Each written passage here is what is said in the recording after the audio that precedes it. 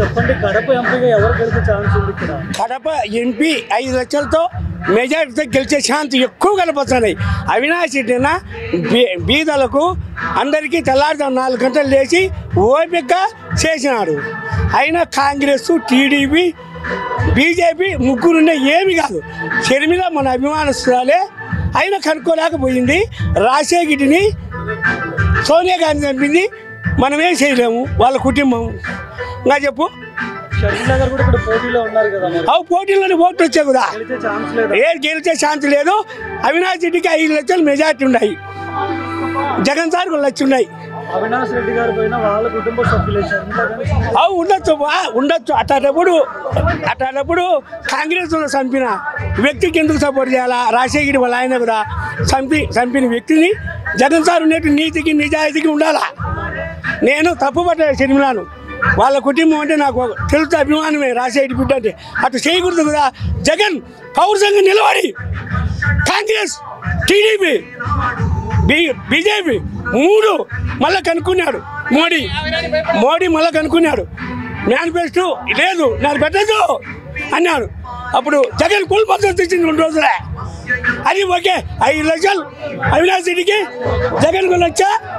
మా సింహాద్రిపురం మండలం 14,000 మెజార్టీ. నేను ఎక్కువ మాట్లాడే అవకాశం ఓకే. చెప్పండి, కడపలో ఎంపీగా ఎవరు గెలుస్తారు? ఎంపీ అవినాష్ రెడ్డి. ఆయన ఎందుకు గెలుస్తారంటారు? ఆయన పసిపిల్లోడు కానీ పసిపిల్లోడు పోయి నా పని చేయాలంటే ఫోన్ చేస్తాడు. పసిపిల్లోడు పోయి నా ఇది పని చేస్తాడు. గత 5 ఏళ్ళలో ఆయన ఇక్కడ ఎంపీగా పనిచేశారు. ఎలాంటి డెవలప్మెంట్స్ జరిగాయి? ఏమైనా మారిందా కడప? కడప మారిందని మళ్ళీ అడగద్దు.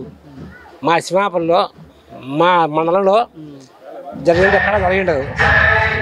14 ఏళ్ళు సీఎం చేసినా కానీ చంద్రబాబు నాయుడు మాకు డెవలప్మెంట్ చేయలేదు, అది చేయలేదు. సింహాపురంలో అట్లా చేసిన రోడ్డు కానీ ఇంకోటి డెవలప్ చేసాడు మాకు.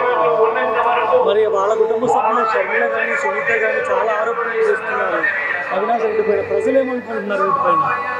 ప్రజలా నమ్ముతున్నారా వీటిని? ఎవరు నమ్ముతారు? వాళ్ళని నమ్మే క్వశ్చన్ ఉండదు.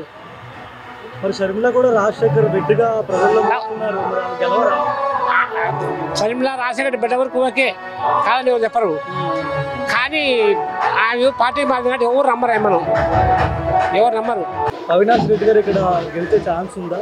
గెలిచే ఛాన్సా? 4 లక్షల నుంచి 5 లక్షల మెజార్టీ వచ్చాయి.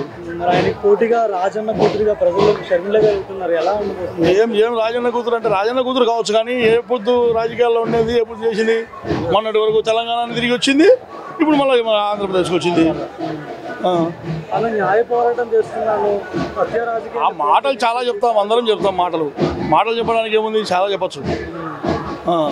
తెల్లారుజాము 4 నుంచి రాత్రి 11 వరకు ప్రజల్లోనే ఉన్నాడు, సేవ చేస్తా. అలాంటి నాయకునికి ఓట్లు వేస్తారు. గత 5 ఏళ్ళలో ఎలాంటి డెవలప్మెంట్స్ జరిగాయి ఇక్కడ కడపలో? పుష్కలంగా జరిగింది. పులివెందులు అయితేమి, సింహాద్రిపురం అయితేమి, కడప అయితేమి ప్రజలు చూస్తున్నారు. ప్రజలు అందుకే కదా చైతన్య సొంతంగా వస్తున్నారు. జనాలు ఏడ చూసినా తండోపతండాలుగా వస్తున్నారు. ఇటు అవినాష్ రెడ్డి కావచ్చు, అటు జగన్ రెడ్డి కావచ్చు. సొంత కుటుంబ సభ్యులు షర్మిల కానీ, సునీత కానీ అవినాష్ రెడ్డి పైన చాలా ఆరోపణలు చేస్తున్నారు. ప్రజలేమనుకుంటున్నారు? అవి ఎవరు నమ్మరుగా. వాళ్ళు చేసుకుంటున్నారు ఆరోపణలు.